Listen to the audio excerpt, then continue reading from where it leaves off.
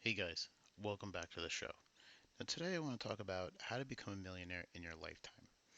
And so, this is something that can be achieved by anyone, and you don't have to win the lottery. We're not talking about starting a business here. We're talking about just having a 9 to 5 job, a simple job, and a little perseverance and determination, right? And focus, right? So, those things is what we're talking about in order to become a millionaire.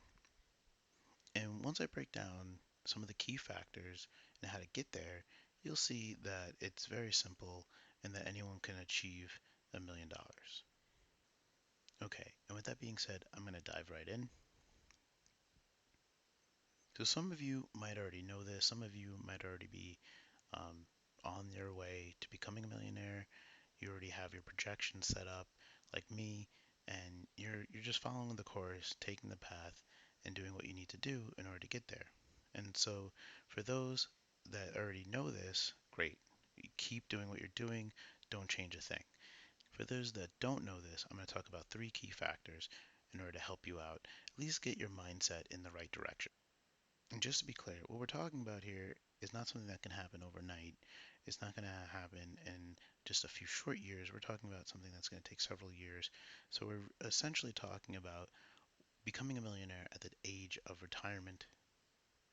Now, this can be sooner depending on some of the key factors here that you manipulate, but ultimately, stick with me and I'll walk you through the process. And those key factors are salary, savings, and yield. And what I mean by this, I look at this as a triangle. I look at this as 3 points. Okay, and so you're going to have your yield, and your yield is going to be what you're investing at, whatever your rate of return is going to be. Your savings is going to be how much you are able to save annually, right? How much you're able to take out from your salary and put into investments. So, just to be clear, when we talk about savings here, we're talking about the retirement vehicle, and that is money that you're primarily not going to touch. You're going to save for that retirement.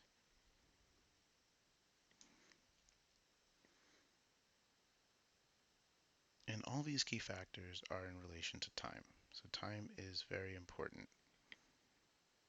All right, so let's break that down a little bit more. I'm going to break it down by ages. So if you're 25, going back to the triangle, you see that if you have an investment vehicle producing 4%, and keep in mind this could be any investment vehicle. Primarily, I'm talking about the stock market and stocks here, but this can be any investment vehicle. As long as it's producing you a rate of return of 4% or whatever rates that I'm talking about in this example or examples, then that's good. And so you're going to need to put away about $844, and that's roughly, we're talking about 10 to 15% of your salary. And so that means you're going to be needing to make a salary of $102,000 in order to save about 10 to 15% of that money, and then to put about $844 aside every month. So this is per month, okay, in order to get there by retirement at the age of 25. Now, let's say you're a little bit more aggressive here. Let's look at some other numbers here. So, at the age of 25, with a rate of return of 6%, you only need to put away $500 per month, right? And again, that's going to be 10 to 15%, and that's going to be of a salary of 60,000. Now, this is going to be a little bit more comfortable. You'll find later on I'm going to talk a little bit about this number a little bit more. And this is going to be where most people are. They're going to be able to make about $60,000, save about 10 to 15% of that money, put that into their retirement, and look for a rate of return of 6%. Now, let's say you start at the age of 30. Your numbers at the age of 30 given that you have 4%, you have to put away $1,091, and that's going to be about 10 to 15% of $131,000 annually.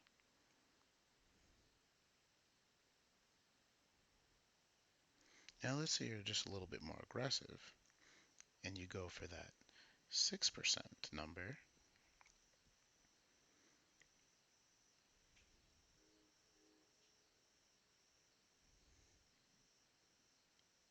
Now, let's say you're more aggressive and you go for that 6% number. Then you would need to put in $700. And assuming that you're making a salary of $84,000, that's going to be your 10 to 15% here. So that $700 will be your 10 to 15% that you're putting away monthly.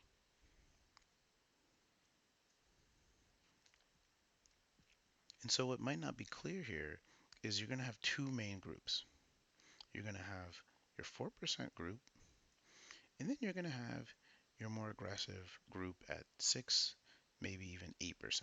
And I'll go over the 8% a little bit later, but right now I'm just talking about the 6%. So 4 and 6. So you're going to have your 4%, we're looking at something a little bit more autopilot. And when I say autopilot, I mean investing in index funds like the S&P 500. You can set up an account with Vanguard or something like this and start investing into index funds that's going to produce a rate of return of 4% and kind of just keep pumping money into it. As long as it's being reinvested, then you're good to go. You don't have to build a portfolio. You don't have to learn about companies. You just cover the spread. Now, if you wanted to take advantage of being able to put less in per month, right, then you're going to be looking at something at 6% or higher. And if you're looking at something at 6% or higher, you might want to start building your own portfolio in order to take on a little bit more risks. And that's not to say you couldn't find ETFs that would have a higher yield or have a higher rate of return, but at the same time, you could do it yourself. Okay, so let's talk about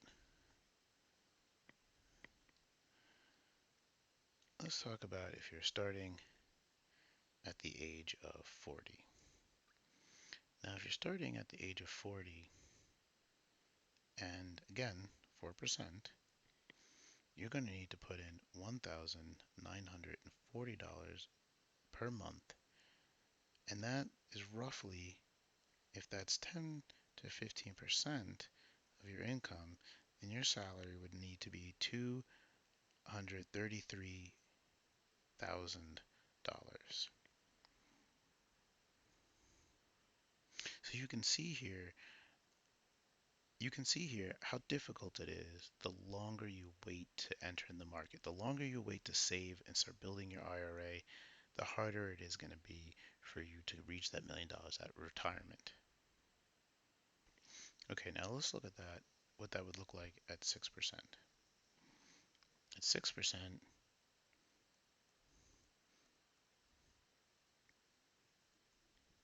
you can get away with $1,436 per month. And assuming that you're making a salary of $173,000, that would be within the threshold of 10 to 15%. Now, we had talked about before getting to that $1 million sooner, and that's going to depend on you being able to manipulate the three factors that we had talked about here.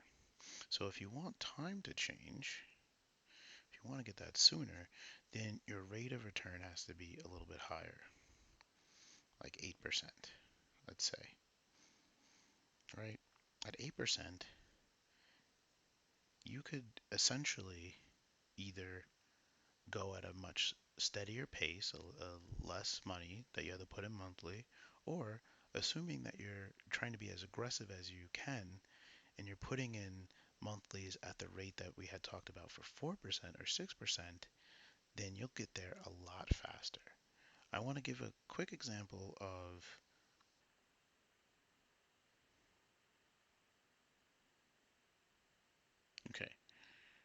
Let's see what happens when we consider a more aggressive rate of return. For the age of 25, at an 8% rate of return, you're looking at $285 per month at a rate of savings for $35,000 annually, which will give you your 10 to 15%.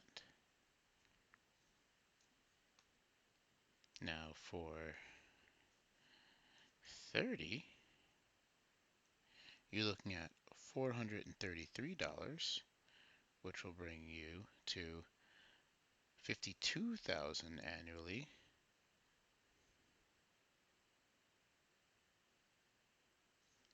And finally,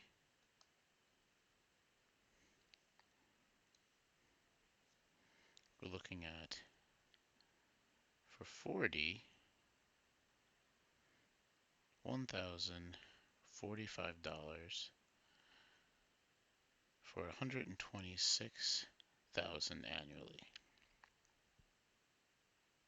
which isn't that bad. And you can see with the more aggressive rate, we're able to cover a lot more ground in order to get to that $1,000,000.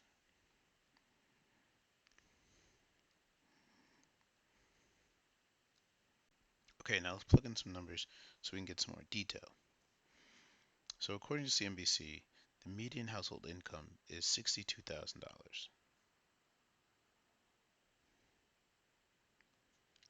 Now, if we started at the age of 35 and we had an aggressive rate of 8.5%, and our income level was, let's say, 60,000 based on the median household income, then an aggressive rate of 26%, which is $1,350, I'd be able to retire in 56 years, right? So if you can see that, that'd be 21-year difference between when I started and when I could finish. And that would give me exactly $1 million by the time I retired.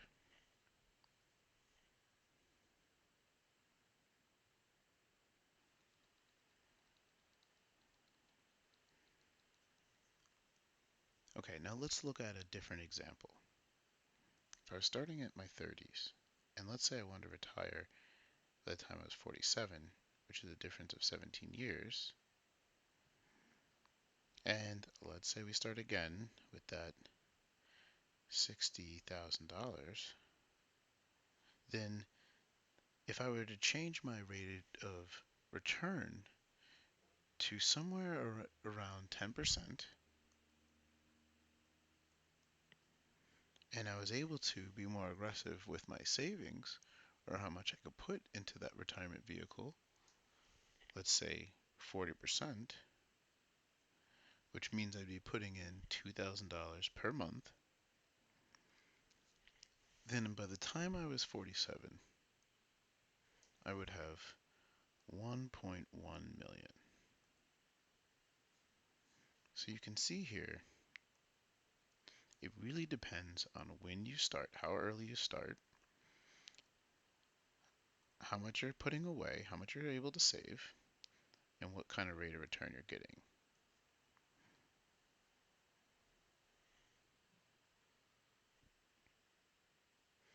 Okay, guys, I hope you found this interesting. I hope this kind of opened up your mindset into thinking how you're going to be able to save $1 million. If you start today or tomorrow, what do you have to change regarding your portfolio or your savings rate, or maybe even going out and upping your income? If you're able to do that, that'd be great because the percentages will kind of just, in terms of your savings rate, will just kind of flow naturally. Anything that I'm showing you here, you can look up on your own using almost any retirement calculator that you can find online.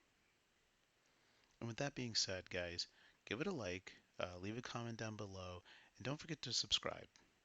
And that's going to be it for me. So until next time.